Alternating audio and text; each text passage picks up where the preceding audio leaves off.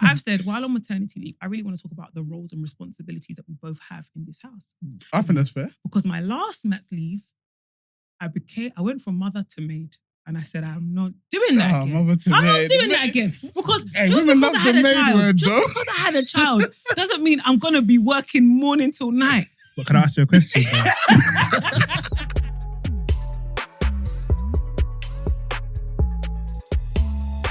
It's so weird we expect black boys to want to become, or black people to want to be teachers, but the system hated us when we were there. So why should we go back? Do you know what I mean? Yeah, I think more black men, they're not in the classroom. Not just because education is a feminized career, but also because I think they were treated badly. I was treated. Actually, was I treated that bad? It wasn't that bad, but it was bad though. Bad enough for you to be like, I'm not coming back. But I feel like low key. Go on. It was kind of my fault though. Do you know what? And I feel like this is a good conversation in terms of my fault. At what point do we say what is the system and what is individual? Yeah. Because I think everything is systemic. It's systemic. But I think at the same time, when's the individual responsibility if everything is systemic? Yeah. Because if you're saying you're bad, why did you say you were bad? I wouldn't say I was bad.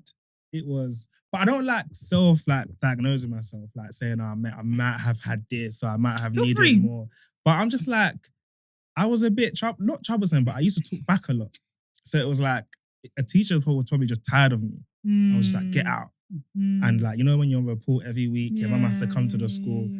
But so when you say they treated us bad, I feel like a lot of it is to probably do with how we responded to, or how we were just behaving.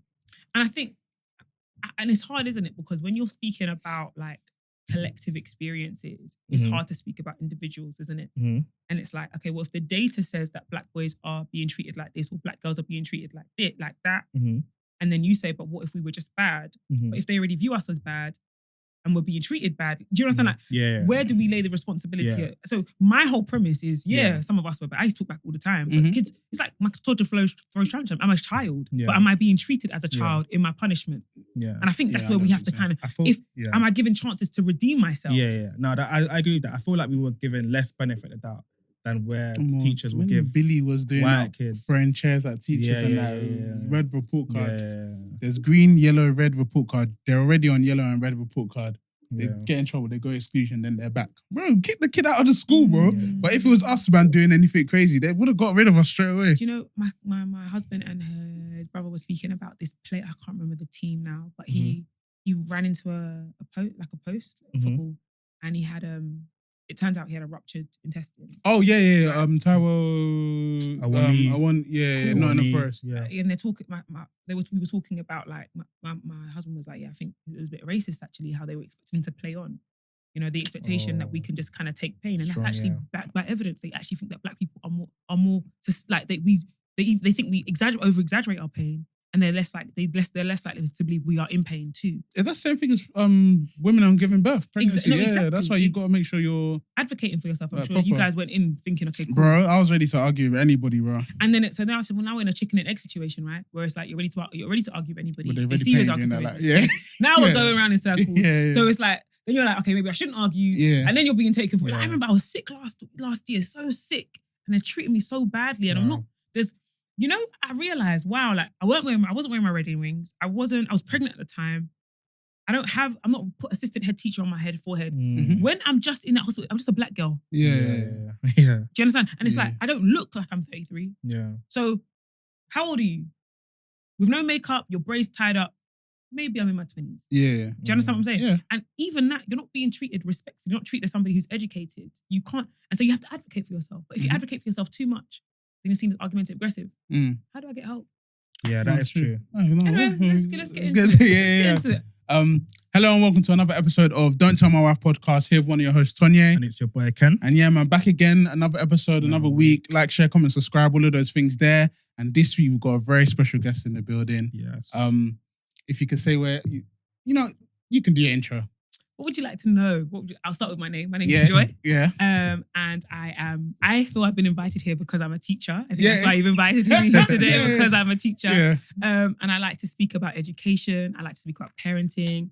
I like to speak about the intersections of education, parenting, race, class, gender, how all of these things come together to inform how a child experiences the world. Yeah. That's really what I speak about. Yeah. No, thank you very much. Oh, thank you. Yeah. So obviously, I saw your content on Instagram. I think it's funny because I think it was even E-Man that shared it on his story one time. So that's when I went on and saw. Then I was like, like obviously it's good to see Black teachers actually having a platform to speak about loads of stuff in terms of school, parenting, sexual education in school, all of this kind of stuff. Because when we were in school, it kind of seemed like, well, to be honest, I had like 2 Black teachers, 1 maths teacher, I think there were 2 maths teachers actually. And they kind of had they were both Nigerian, they had an accent, so people would try and make fun of the accent, that kind of stuff. Sure. So, but there wasn't anyone that kind of looked like me or how I was in terms of like a young British Nigerian boy. Like I never had like a teacher in their 20s or something like that. Okay. So obviously now it's good to see like there's more teachers out there that are basically our age now, being there for the younger lot. So obviously that's why we got you on to talk a little bit about that. But yeah, before we get into that, how's everyone's week?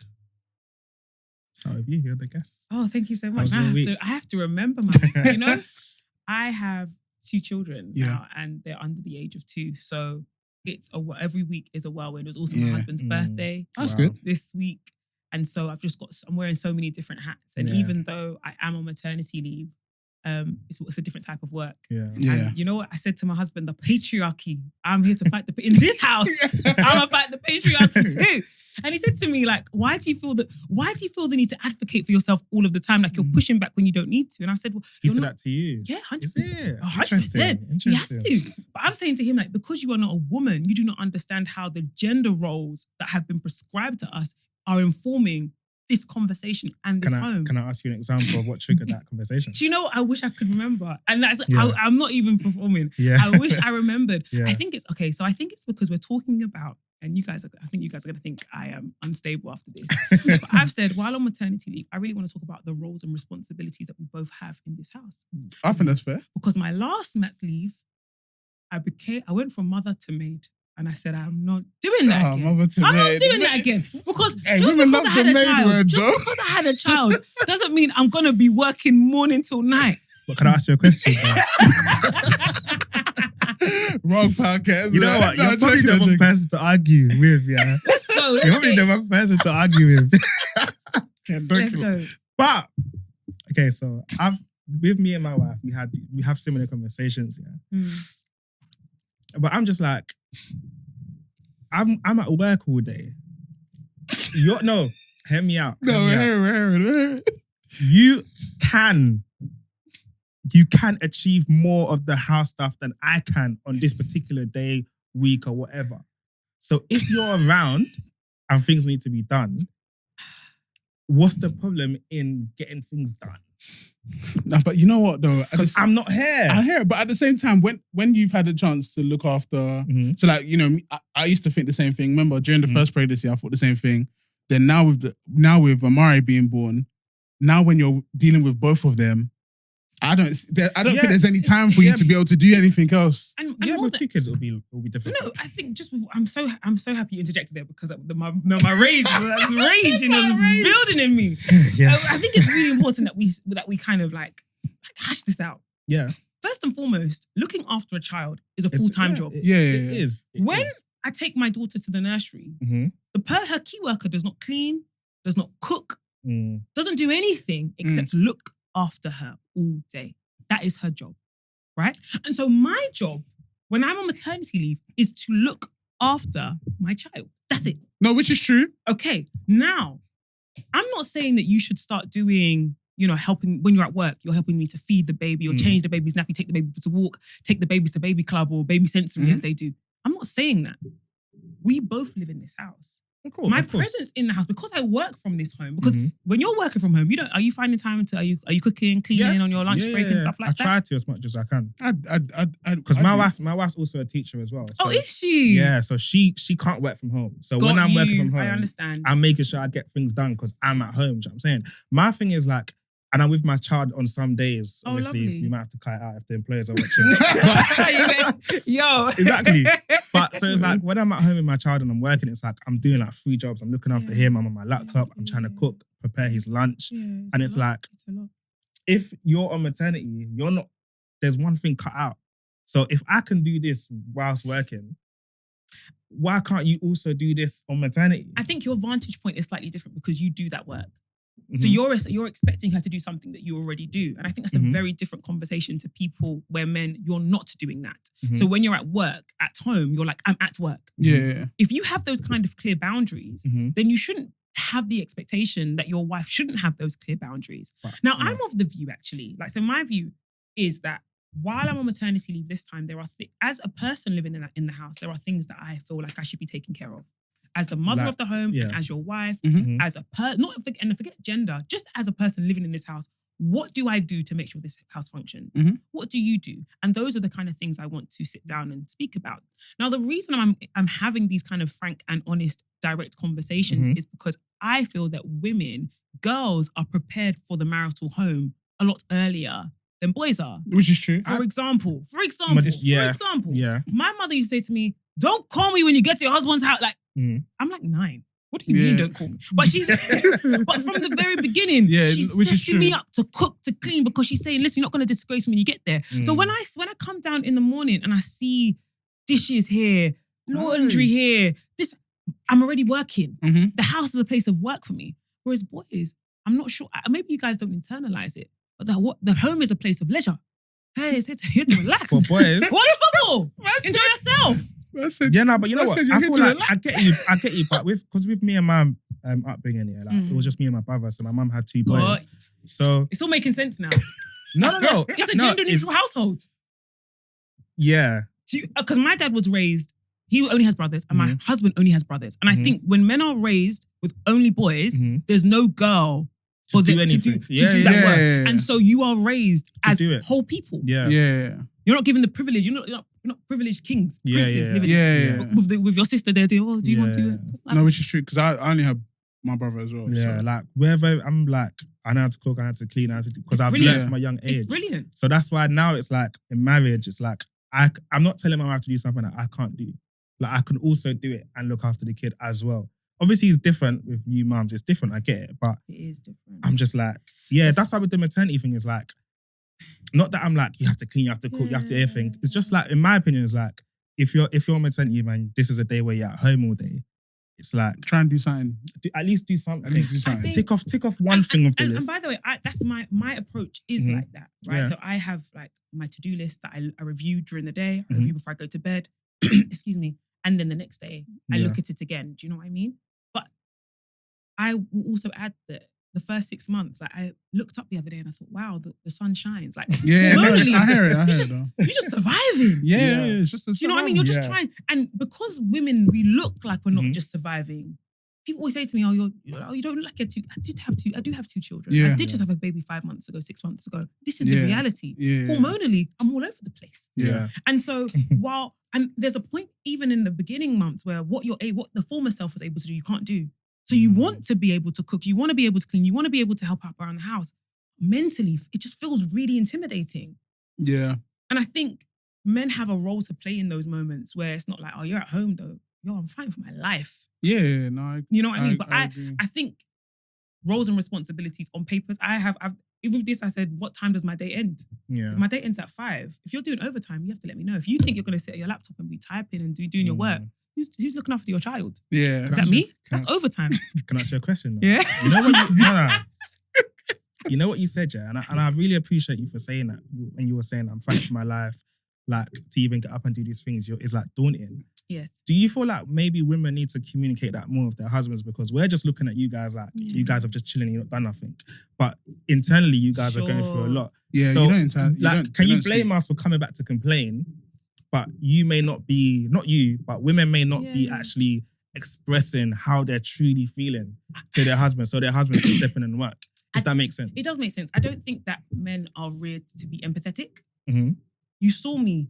You saw them take a human from my body. Yeah. Do you understand what I'm saying? That's what you saw. And then 2 weeks later, we expect you just to jump in. You understand what I'm saying? I need you to think. I can't I hear think for it, you. Remember what we went through. No, it's true. I just don't think we're not wired that way. Like I think obviously when we had another person called Tolu on here, and she was talking about like as her husband, her husband's good at it, but men don't really think, oh, there's a pile of laundry, the laundry's piling up, let me go and start putting it in the washing. Or there's something on the floor, let's pick it up. We're just like on vibes.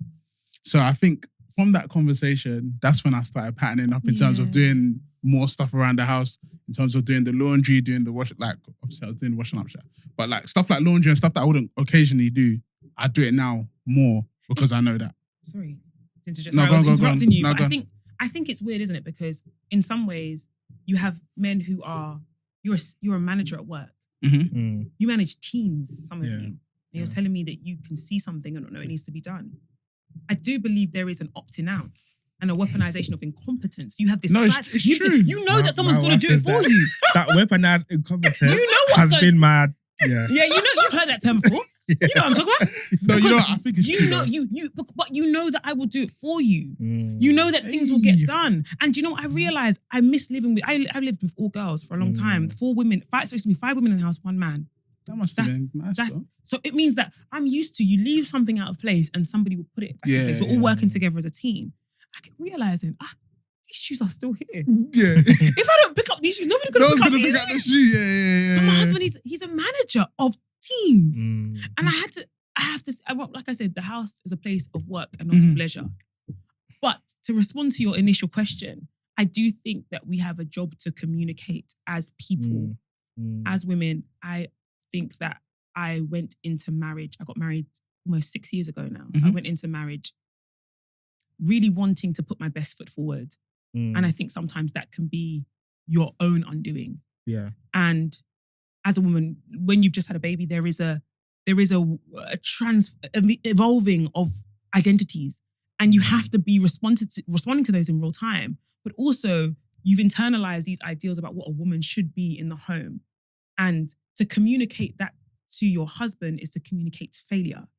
It's to accept I am not who I was and not who I want to be. Yeah. Why? How are you expecting me to articulate that when I can still feel, phantom kicks, or my breasts are leaking and my hair is falling out, and when I look in the mirror, I don't recognize myself.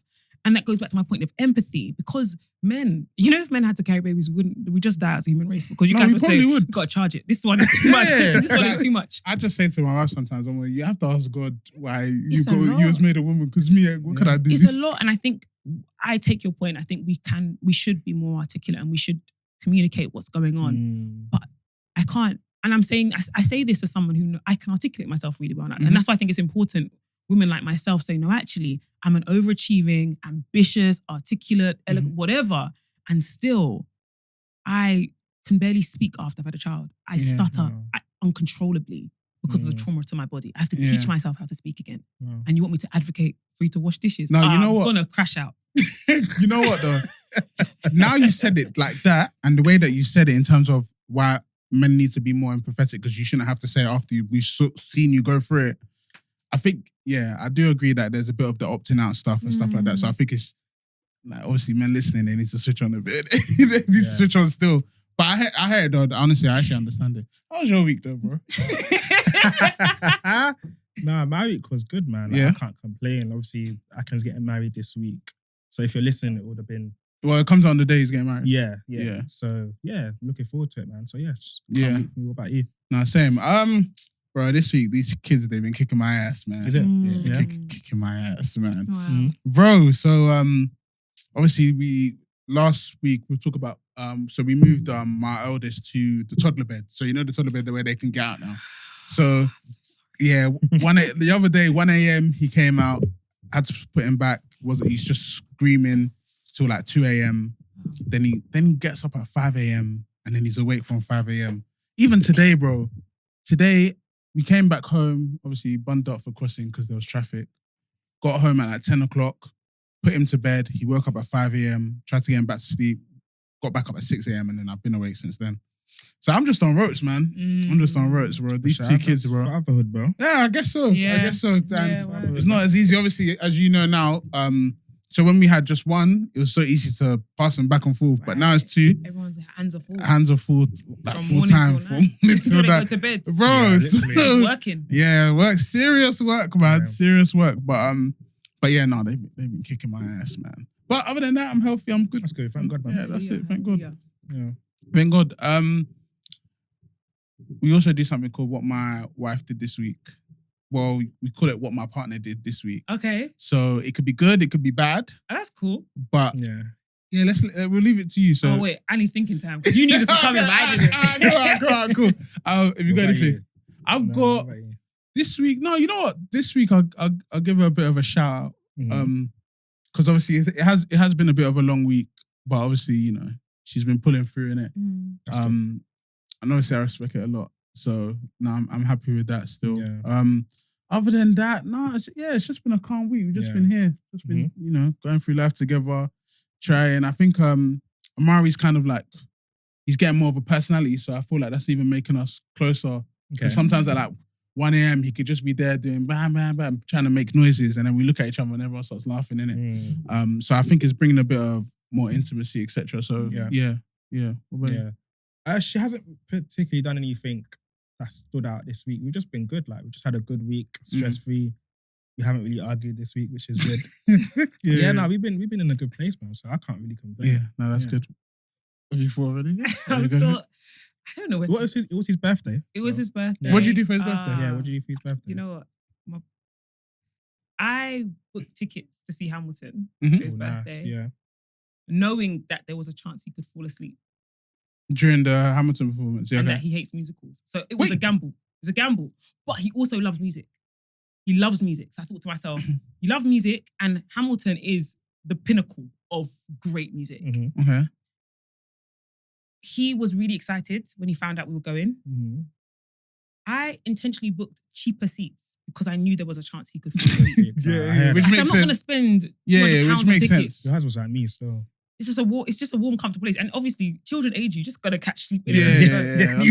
Yo, we're sitting there and I just look to my right, see his head drop. I just, nah. Yeah. And it's so funny. I said, what's so funny? Like, I knew he was going to sleep, but I was still angry when he slept. Why was you angry you slept, and I think that's just marriage. Like, you just preempt. You preempt it. You preempt your and you're still angry afterwards.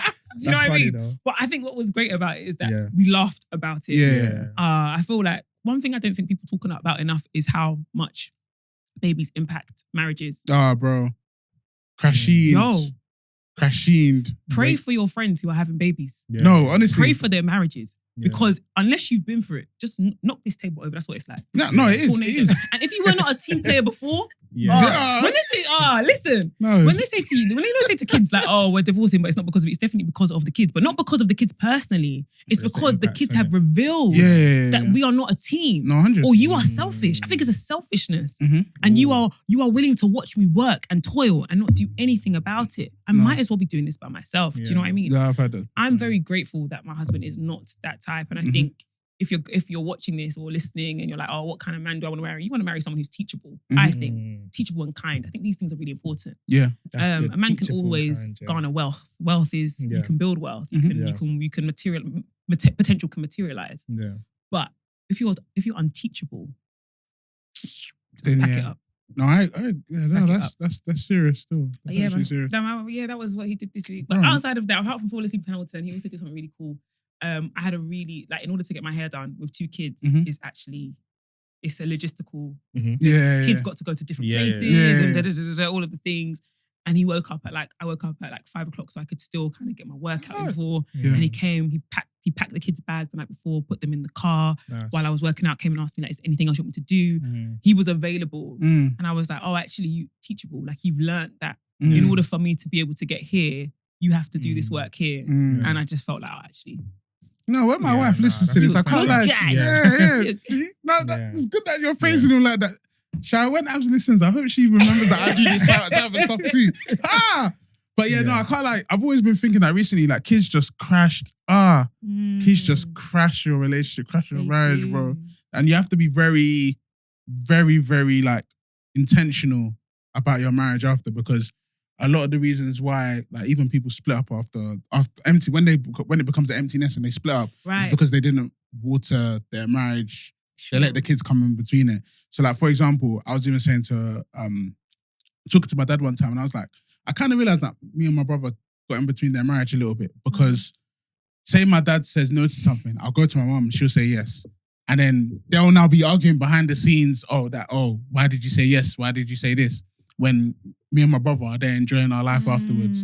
And it's definitely something I've definitely been clocking on recently. And I think 2 is just shaking. 2 just shakes. 2 is just shaking it. I actually found the transition easier. 0 to 1, like having 1 child, harder than having 2 children. Because I feel like when you have no children, your time is your own. Yeah, true. Right? In order for me to be here, I can't tell you what I've had to put in place. And how much thinking. Yeah. Actually, thank you for coming. Thank you. I always say like with especially mums as well. Like with dad it's like cool, but with mums it's like a lot of things depend on you guys. So the fact that you come and like I don't know what you've had to do behind the scenes. I really appreciate it. And you know what? Thank you for appreciating me. I think really one of the things that women do or mothers do, that we're not often kind of applauded for is the thinking behind the action. So of course, we've had support come into the home today in the form of my lovely brother-in-law to help with the 2 children, have an extra pair of hands. But my husband isn't thinking about this. So it's me that obviously I'm doing comms with you, but I'm also thinking, has he thought about the fact that I'm not going to be in there? When I'm leaving the house on Sunday, then he'll be like, you're going there?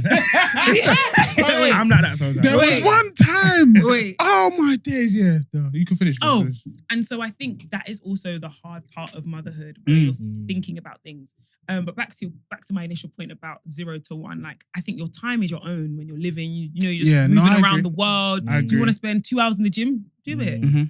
When you have a child, someone is accounting for your time. You better not even spend too long in the toilet. Yeah. What? Are you on your phone? Are you still in break time? Yeah. It's like a job where your manager is on your back all of the time. Yeah. And so with the 0 to 1, I wasn't prepared for. We were learning how to be a team. Whereas when we went from 1 to 2, we'd already established what teamwork looked like for us, and we knew what was the impact of the second child. As opposed to, we don't like each other anymore. Or we're arguing too much. So we're just sleep deprived. Okay, cool. When we slept a bit, maybe this will be better. Yeah. Whereas you don't know the other side of things when you first have that child. Yeah. Do you know? Fairs. No, I can agree with that. I think the second just hit me like a ton of bricks. Man. Why do you think it hit you so hard? By the way, it hit me hard, by the way. No. But why do you think it was harder for you? I think it's just the fact that before, I think with 1, it's just that you could pass him around easier. Words. So like, when you say pass them around, do you mean in terms of like childcare, grandparents, or just in between the so like, I feel like in between the 2 of us a lot more. Yeah. So if I wanted to go upstairs for time, one person can have a rest and one person could just chill, which was easy. Or new baby, grandparents are like, bring my grandchild. Yeah. Now there's the second one. I don't know if that the grandparents, some of them are cool though. So you're basically saying that there's no time for yourself. I don't think there's time for ourselves at all. Like it's just always something. Like think about it like this, yeah. Right now, Malachi's schedule, so he'll be up at 5, 6. He won't go to nap until like 12. Then he won't go back to bed until 8. During that time, Amari will be in and out of sleep. You'll be sleeping. You try to put him down for a bit of time by yourself. He might not go down. So you have to try again. Another hour of trying again. Malachi's awake from his nap. You still try to put Amari down. He wakes up again. Like, it's just constantly something. There's not really any time to I find but it's our kids, man. What can we do?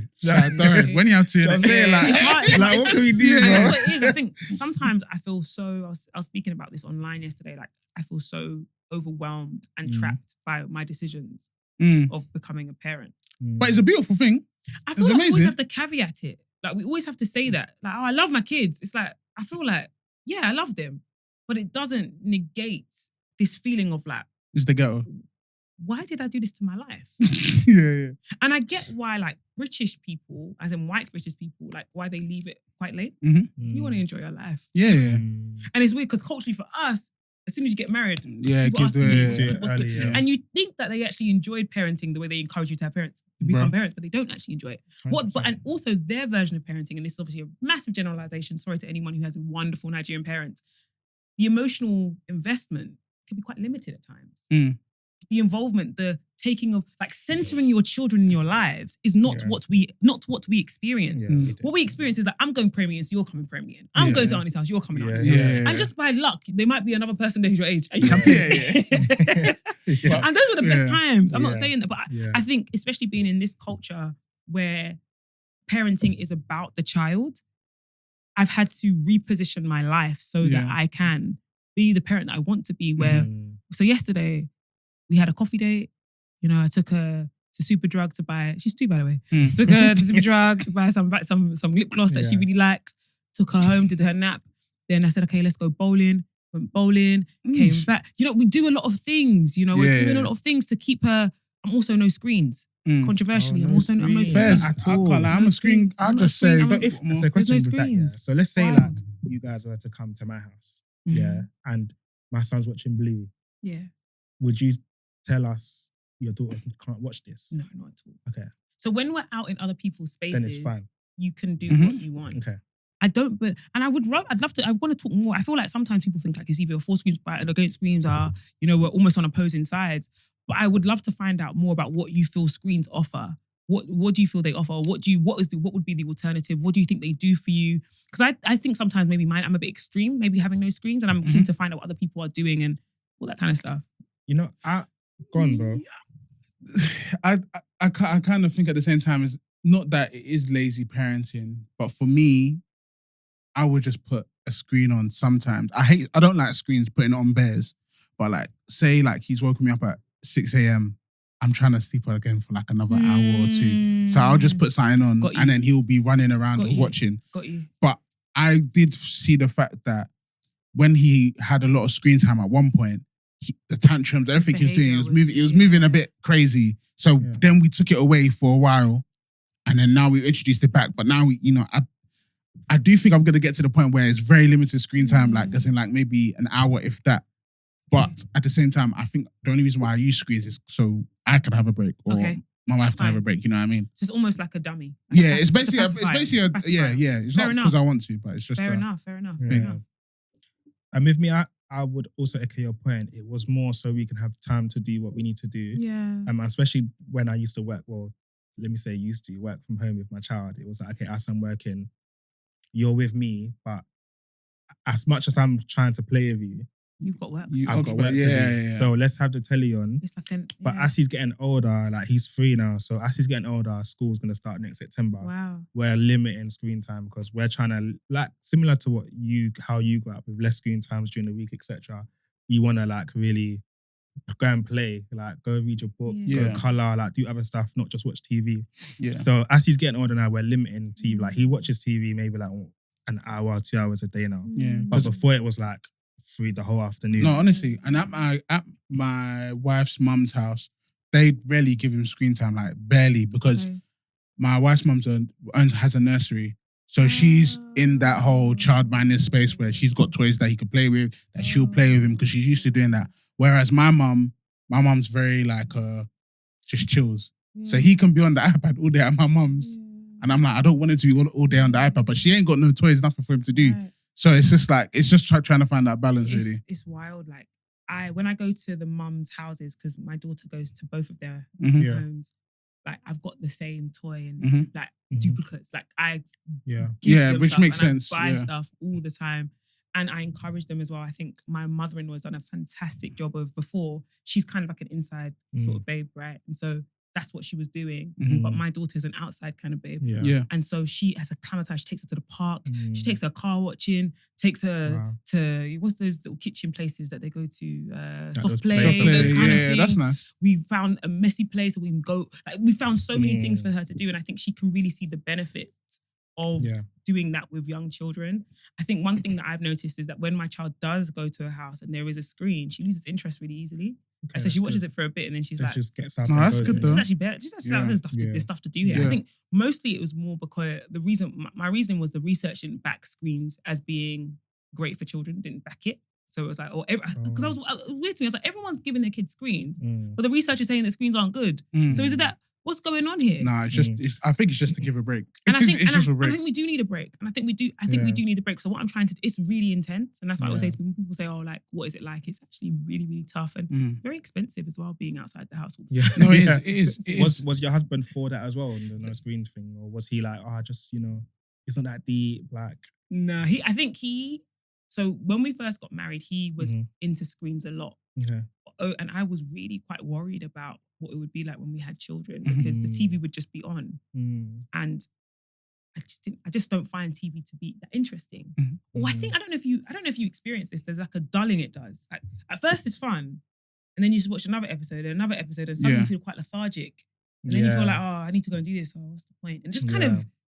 I don't really watch TV anymore. Oh, interesting. So that's how I used to feel when I would like binge watch and do all of these kind of things. Yeah. But over time, I'm a massive reader. So over time, like he loves reading too, but stopped reading as you do when you become an adult. Yeah. So now he's more likely to read stuff. So I think over time it was a lot easier to be like, I don't really want to do screens. Yeah. What's interesting now, I'm like, okay, she's getting a bit older. I think we should start to introduce some sort of, I don't want her to be an outsider at school. Can we maybe introduce her something on the like an hour or something? And he was like, I don't really think we need it. I don't think we should do it. Which is so interesting because his family, like, they watch TV all the time. Yeah. So I think he's kind of come around to this way of thinking. Yeah. And I think he can see the benefits of it in that because she's always talking to people, she speaks really well. Yeah. And she was like, really good, she was like, I want to go on the train again with mummy and daddy. That's what she said today. And I was like, again? That means you know that you've been before. Yeah. That's really good. Yeah. Well done. Do you know what I mean? So I think her speech has come on and her ability went to a restaurant today. She knows how to sit amongst people because she's used to. And I really want to teach her how to be bored. I read in a book somewhere, like, if you're bored, it's your fault. I literally had a conversation with my wife. I was like, we were both saying actually, like, he needs to be bored because we're always like, we always want to take him places, take him out. Saturdays is like, we have to take him somewhere. Like, but I'm just like, let him be bored. Just be bored. Just think your thoughts. Yeah, go do something. Go and find something. And it's funny watching him because he'll be bored and he'll just go and start like trying to find something to do. So, yeah. And they become more creative in that space. Like, I just think that I feel like I'm addicted to my phone and I'm having to wean myself off of that. So my first thought is, why would I give you something that I think is bad for me? That's the first thing. Yeah. The second thing is, like, there's nothing wrong with you having to sit in a car journey and just be okay with the fact that there's nothing to do. Yeah. Because life isn't soft play and this and this and this. Life is actually just a lot of the time you're just doing. Yeah. You just sit. Yeah. You have to be okay. And I think even as adults, we pacify which is why I say we pacify ourselves. Like, there's so much discomfort that we feel in silence. So we're just like, okay, TikTok. Yeah. I didn't realize, especially with this arrival of the second baby, any minute I'm just, whoa. Yeah. Let me take a break. Yeah. And I feel like this week especially, God just required me to just observe yourself. Yeah. And I realized I'm just trying to escape all of the time. Yeah. And now I'm like, okay, it's better. Let me learn how to sit with what it means to just be present and be mindful. No, but do you also feel like, you see when you mentioned how obviously when you were growing up, or African parents, like, they'll take you to prayer meeting, take you to blah, blah, blah. Do you feel like maybe we're doing more than we need to for kids? Do you feel like maybe we don't? Let me just ask that question. Sorry. I am afraid that we have let the pendulum swing too far in the other direction. Yeah. I think that we are potentially overdoing it. Mm-hmm. I think we are centering our children it's kind of like gentle parenting, isn't it? Like, it's so gentle that it becomes permissive with no boundaries, no consequences, just love and all of this stuff. Mm-hmm. And so I guess my answer to the question is that we might be doing too much, but what we had was insufficient. When I say had, not individually, collectively. Yeah. What we lacked a lot. There was a deficiency in a lot of ways. Do you understand what I'm saying? Yeah. That we're having, that I know if you guys are parenting in the way that I'm parenting, you see it when you show up for your kid. You're like, wow, no one did this for me. Damn. Even your question, is this too much? Is revealing of that kind of like, this wasn't done for me.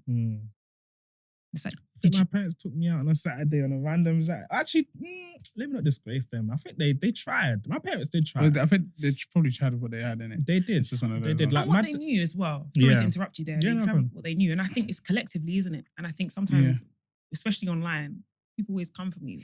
I'm like, I'm speaking about systems and collectives, not individuals. So my parents were fantastic. I went to pantomimes. I went to libraries. My parents bought me books. I went to W.H. Smith. I had a fantastic. My parents spoke to me. Do you understand? Like that's me individually, but collectively, that's not what all of our friends' parents were doing. Actually, it's like children should be seen and not heard. Get out of my face. Shut up. What's wrong with you? You're so stupid. We're being insulted by our parents collectively. Fair. No, I hear it though. But yeah, let's go to the teaching bit. Yeah. That's what we're talk about. All right, parenting is so funny because parenting can have you talk about anything. Yeah. But in terms of being a teacher, how did you get into it? And even, in fact, why did you get into it? That's a great question. So I finished university not really being sure what I wanted to do. I actually applied for Teach First. I don't think I was successful. Or maybe I didn't finish the application. Something happened and I was thinking about teaching, but I wasn't really sure. Indifferent to it.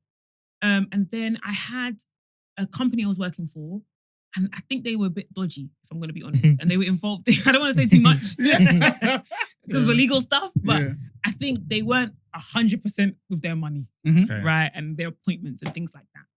And so what ended up happening is that my position in the workplace became quite volatile. Where I wasn't being communicated with, all of those things.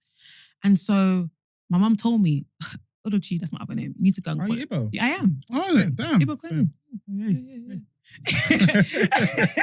Said, you need to go and qualify. Yeah.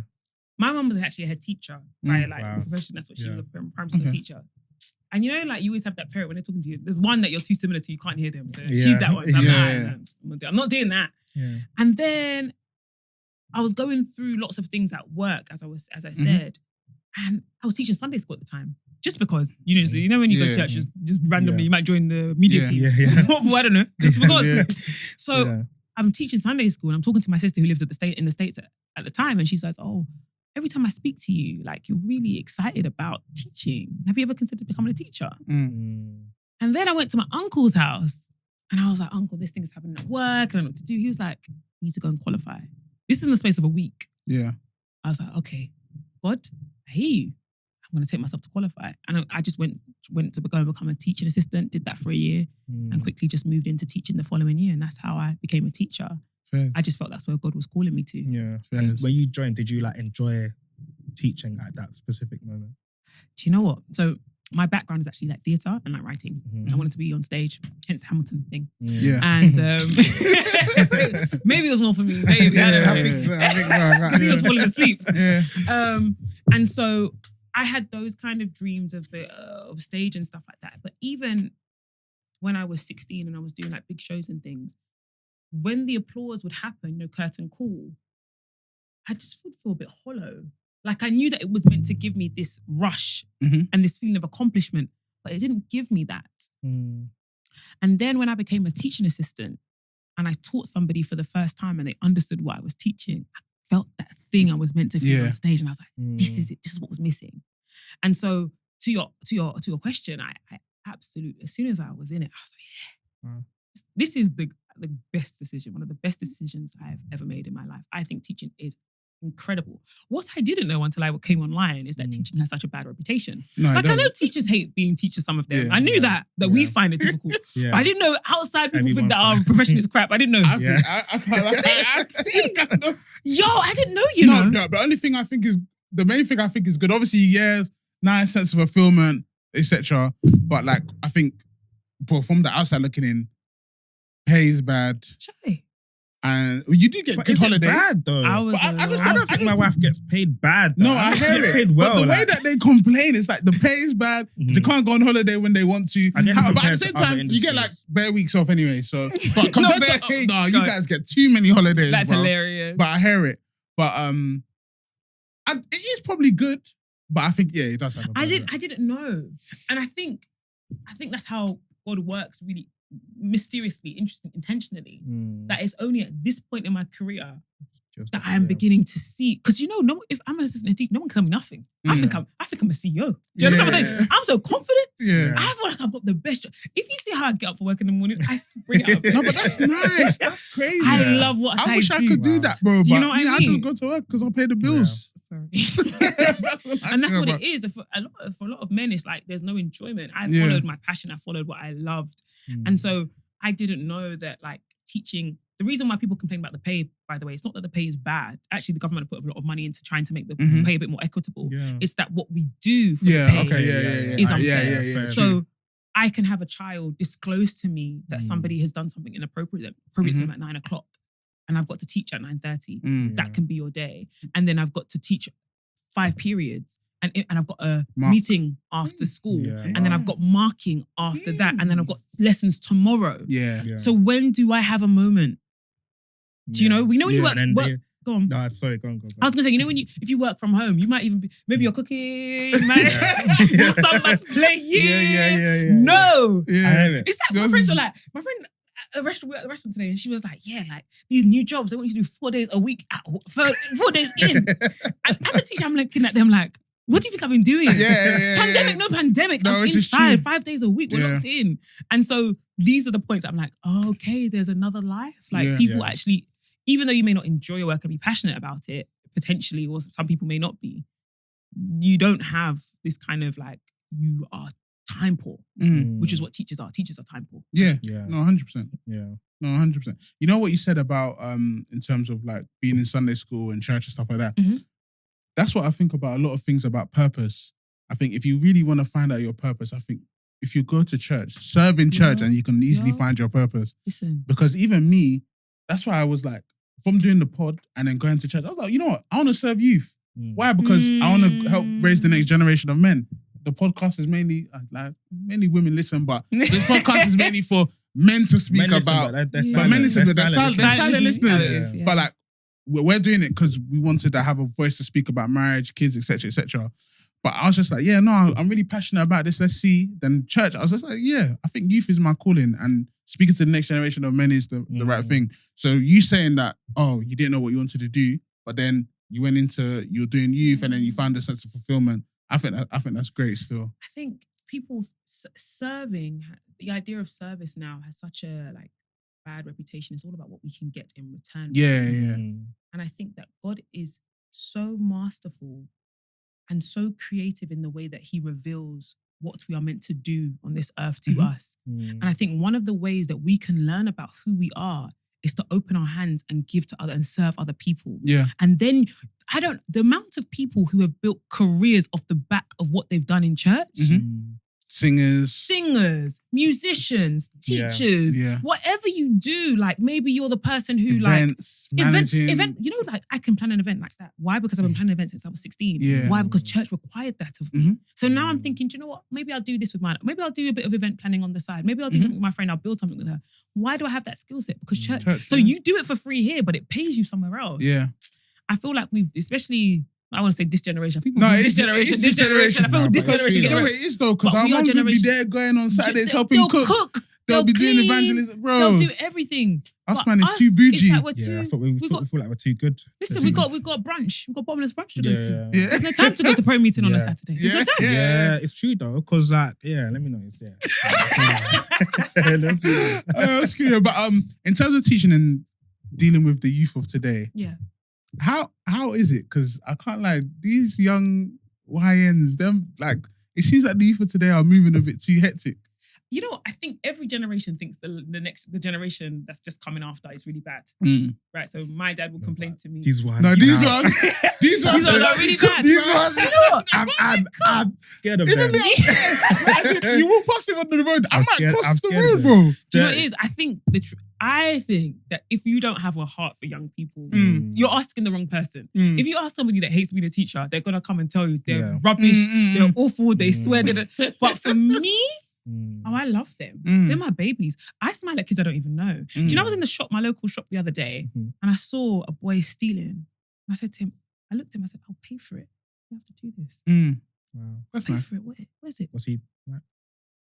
I don't want to get into I don't know the stereotype. Before the people that follow me say, I eat black people, say I told you.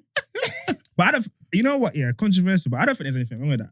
What? You back your own. No, that's what I do. If I see, they'll do the like, same. if I see like the penny counting or whatever, I just like, bro, I'll buy it for you guys. It's alright. But I've done it for like a white girl before. Of course, I do it for anybody. I do it for anyone. And but like, what was interesting for me is just like if I do not love young people, I'll see that as a black boy. Do what black boys do. They're thugs. They steal. Do you know?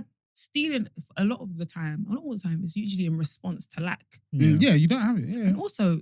Stealing at the highest level, people steal. Corruption is normal. Yeah, there's lots of money that went missing in COVID. Yeah, no one's calling that stealing. Yeah. Do you understand what I'm saying? Yeah. I think that sometimes we criminalize certain behaviors and not others, certain people and not others.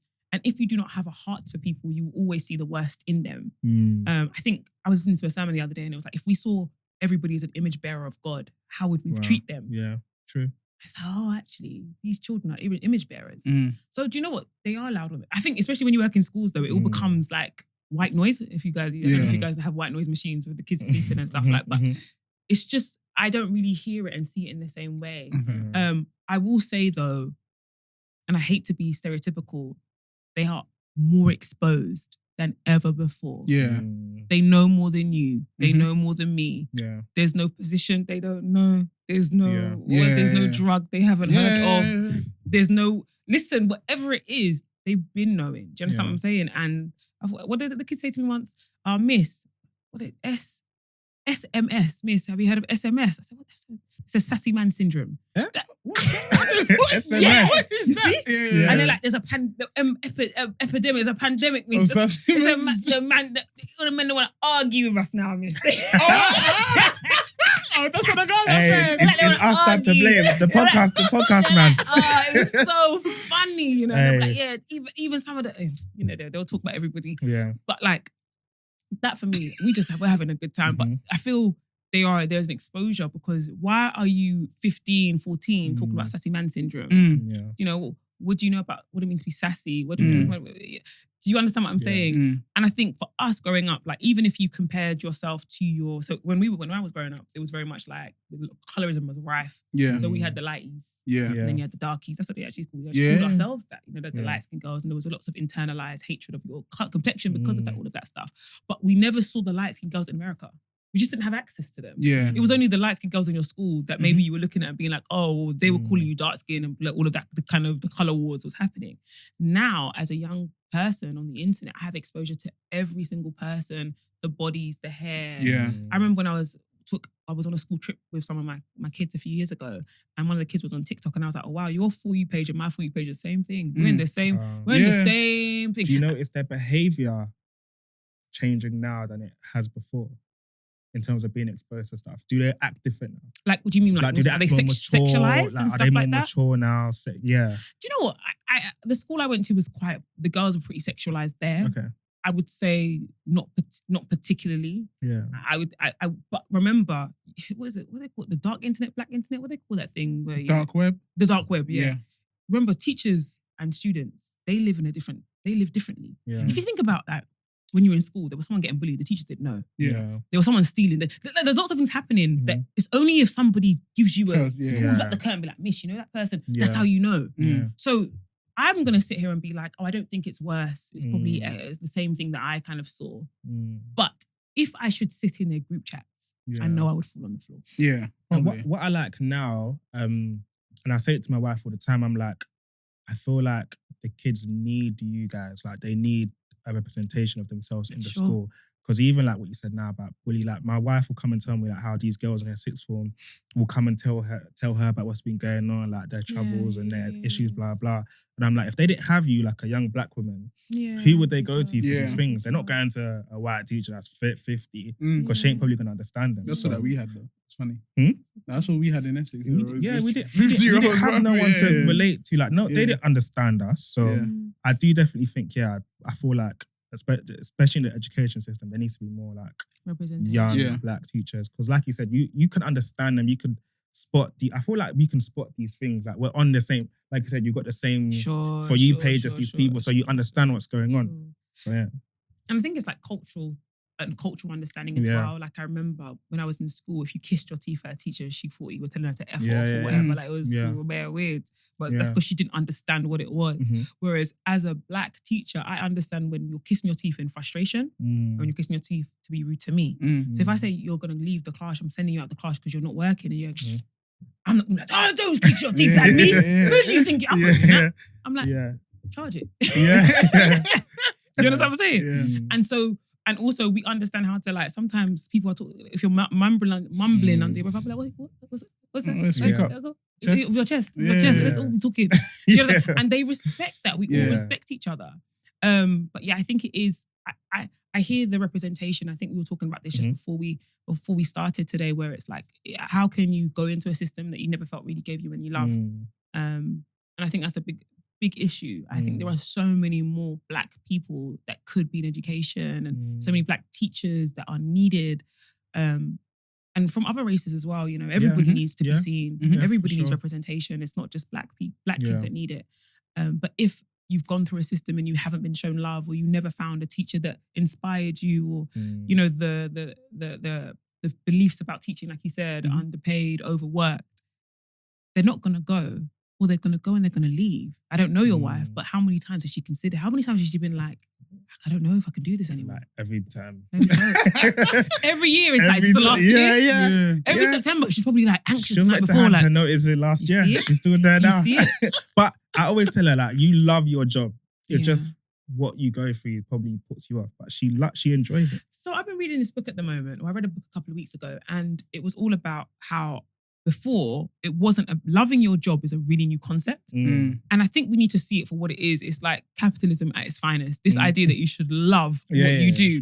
Before, we only worked to pay the bills so we could live the life we wanted to live. Paying my money, man. But now it's like, oh, it's really sexy, really really cool. And it's like, I don't know, I feel like as teachers, to educators, sometimes we need to divorce our identity from what we do, because the love that we have is leading to our exploitation. Yeah, it's leading to a lack of boundaries. It's leading to you working all day, every single day, because you love what you do. But no one said you should love what you do. They said you should work. Go to work, come home. True. But I must say, working with young people, you need to love the children. But to love what you do and to make it such a marker of your identity, it can be quite toxic. So obviously, because you've got like the same For You page and all that stuff, you can relate with the kids. Yes. How is it now with like teaching them? Because obviously, you know, you've got that toxic masculinity stuff that's coming through. Sometimes. Yes. Sex education, drugs, stuff like that. How is it working with that with kids now? Can you clarify your question? So in terms of like being able to teach these kids the right way to act or how they shouldn't be, how is it in schools now? Is it just like very rah, palaver, or is it that kids are not really getting sucked into that? Oh, are they incels? Yeah, that kind of stuff. Okay, cool. Incel culture. Dating, all that kind of stuff. I think if we're going to be honest, incel culture is the extreme. But if we speak to a lot of men, they have a lot of problematic. We're seeing it with Cassie and Diddy, isn't it? Yeah. There is maybe even some of your friends are saying, "What the hell are you saying?" Like, do you understand what I'm saying? I think that we'd be surprised the views that some of the men we know who are married with children hold, talk less of young children who have been exposed to things that they can't truly understand. And so I think there can be a tension at times. I think there's already a tension being a black woman in a space like that you have to understand that. How tall are you? 6'3". When did you get to 6'3"? How old were you? Maybe like uni. Okay, and how old were you? How tall were you when you were in year 11, would you say? Year 11, I kind of had a growth spurt in college. I was probably like 5'7", 5'8". Okay, cool. And so if you look at your build and my build, if we stand up together and I'm telling you start to do something, there is nothing in our physicality that suggests that you should listen to me. And boys know that. And they will use that to their advantage. If we had time, the stories I could tell you of when intimidation can take place because you're actually 6 foot. And you know what men respect, what boys respect? Power, threat, physical threat. So my colleagues who are 6 foot, male, whatever, they're not dealing with this sense of danger and threat But that existed before incel culture. Yeah. That's just, we have a problem. Incel culture is exploiting what has already existed, which is there are some men who feel like they're here to dominate women and feel like women are the lesser gender. And that's a tale as old as time. That's just how it goes. I don't think I see it more. If you understand what I'm saying, I just think that's just we've been talking about this for so long. So I've been teaching in 10 years. I've always spoken about consent. I've always spoken about feminism because that's just what we're talking about. I don't feel like there's been a rise, but maybe there's a rise in how bold they are to say, you know, what they say, equal fights, equal rights, or equal rights, equal fights. That means if a woman beats you, you should beat them back. If you want to fight me, I'm gonna look at that. Wait, is that what they do now? That's what I heard. I've heard in the classroom before, and I've had to unpack that. Yeah, miss, if she's wearing, if she's wearing shorts and her bum's hanging out, she wants it, miss. What's the problem? That's how some people think these days. Yeah. But there are men your age who think that. They blame women. Like, if anything happened to a woman, they'll blame the woman for dressing a certain way. Yeah. Oh, she's asking for it. But I'm like, no, she's out. not, bro. She's out. Like, that's not what she's asking for. Literally. Respectfully. Yeah. And so, like I said, I think whatever you see in schools is symptomatic of what's happening. Representation of what's happening outside. Yeah. No, I guess real. so. So wait, so kids in schools or boys in schools, if they're, say for you, for example, if they're taller than you, bigger than you, they'll try and intimidate. Not necessarily. How can I say this? When I stand in front of you and I say this is what we're doing, there's a moment where they consider whether they're going to concede. Jesus, yeah, I heard that. There's that moment, and they decide based on and I think it's very evolutionary when you think about it. I am a threat, or I am a predator. They're meant to be, and they're thinking, can I take this person? It's not like a spoken thing. Like, oh man, I'm gonna beat up. And I think obviously the kind of teacher I am, I'm not trying to do all that. You know what I'm saying? And I love the children that I teach. So for us to get to a point where I'm saying you've got to go. Yes, It's been a long time. I mean, some days before I had the baby, I think motherhood suffered me before. It can be that you didn't bring your homework, just get out. Just get out. Yeah. You're not taking it seriously. My year 11 class, if you didn't come with your homework, I'm not teaching you. Because I'm working towards the finish line, and what are you doing? Yeah, I heard. You can't even do. You can't teach English. Oh, English! Wow. English. Yeah. I was like, I don't teach it. I can't teach it. And these were the rules for engagement, and they rose to the occasion. You know, but that's because I will mark your essay. You can send me your essay now, and I'll mark it Saturday night, Sunday night, Monday, whatever it is. I'm going hard for you, so we're going hard for each other. To understand, it's a mutual. It's not. I'm not oppressing you. Like, I just want the power. No, I want you to do well. I want you to succeed. But in response to what you're saying, I don't think the boy, it's just a natural kind of a thought, like, why should I listen to you? That's what they're thinking. Why should I listen to you? And they've got to, in the same way, they've got to a point when your mum would tell you something and you think to yourself, she can't beat me. I can take her. It's true, but I can still... But she's my mum. Yeah, she's my mum. But that's where you go next. That's where you go next, isn't it? Like, when she's saying, I'm going to do this, you think, then you go, she's my mum then. Yeah. And that's what happens to me as well. Like, she's missing back. Yeah, and exactly. Yeah. So when we were talking before about black representation in schools, how do you think we can actually get more... let's not just say black, but more representation in schools anyway. I think the government needs to do more work of like not undoing, but changing the perception of teachers and the career itself. Like, you know, it's like those who can do and those who can't teach. And one of my friends said to me, like, yeah, teaching is just my last resort. I was like, damn. Like, this is my dream.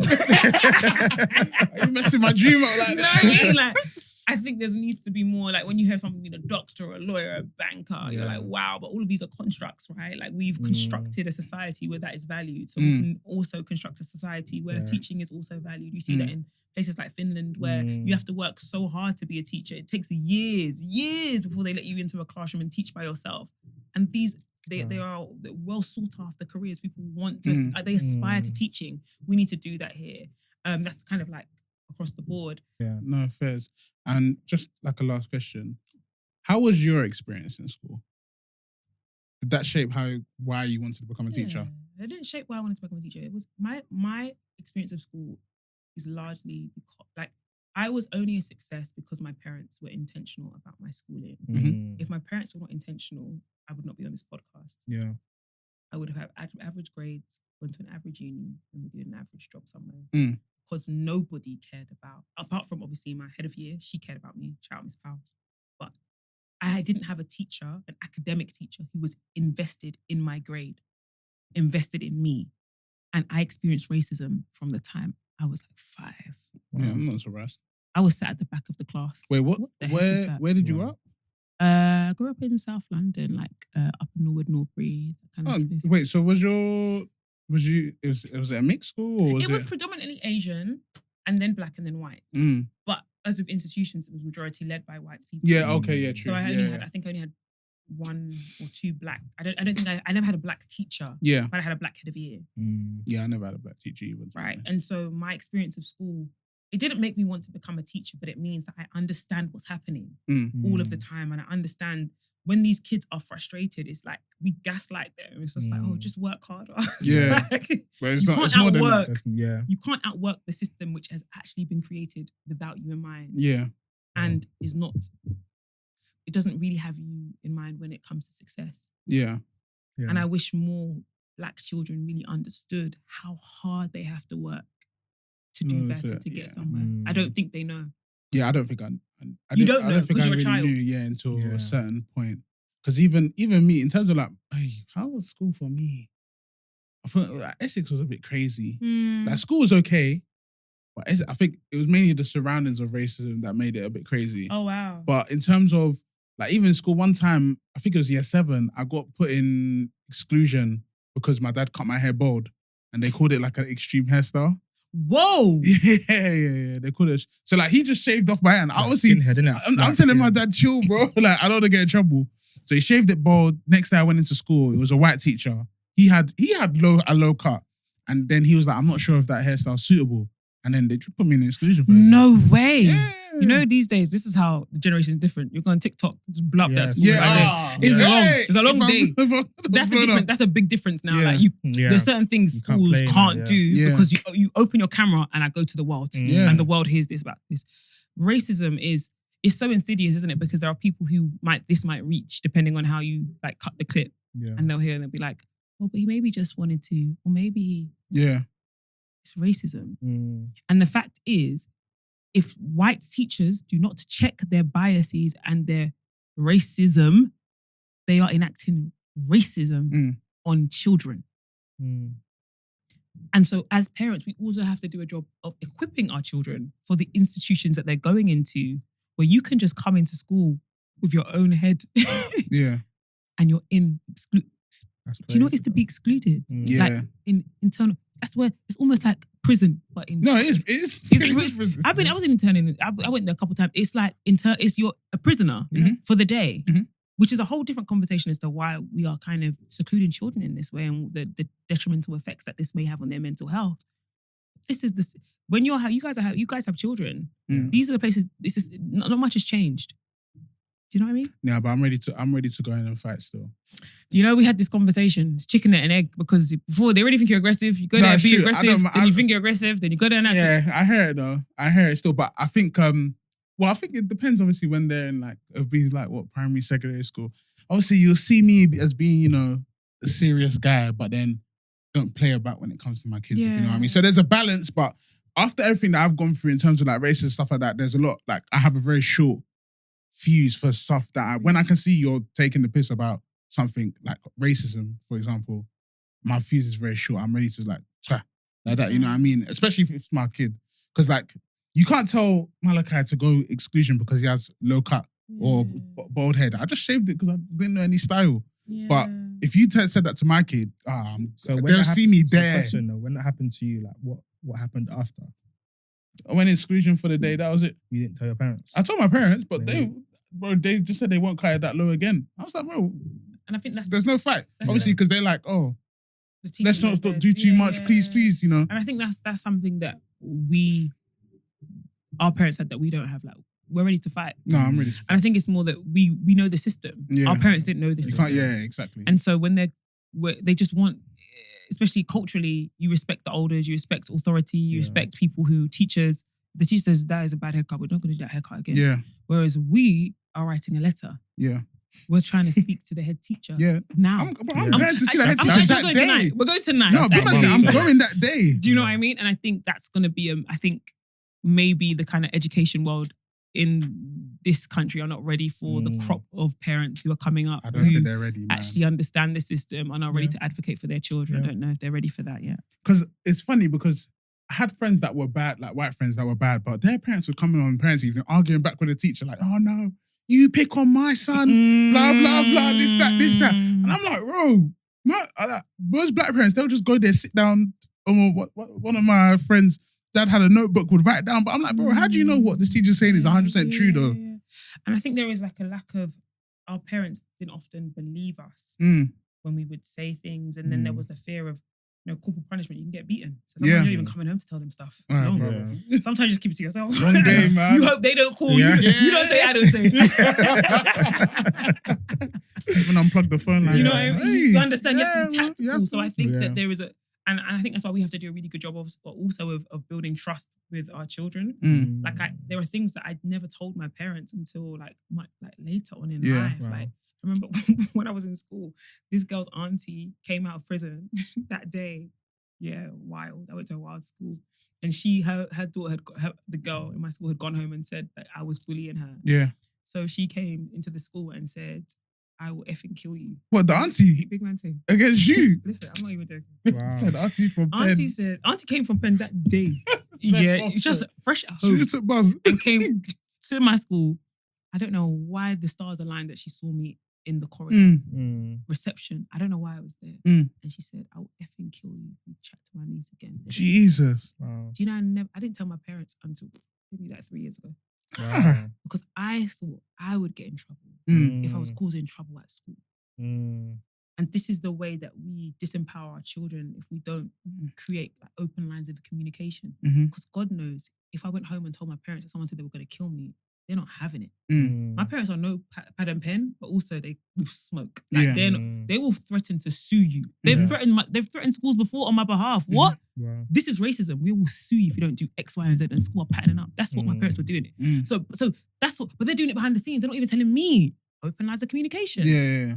So I think I'm just gonna get beats. Yeah. I'm causing trouble. So I'm like, oh no, I don't want it. So yeah, that was my death threat. Year 7. Wow.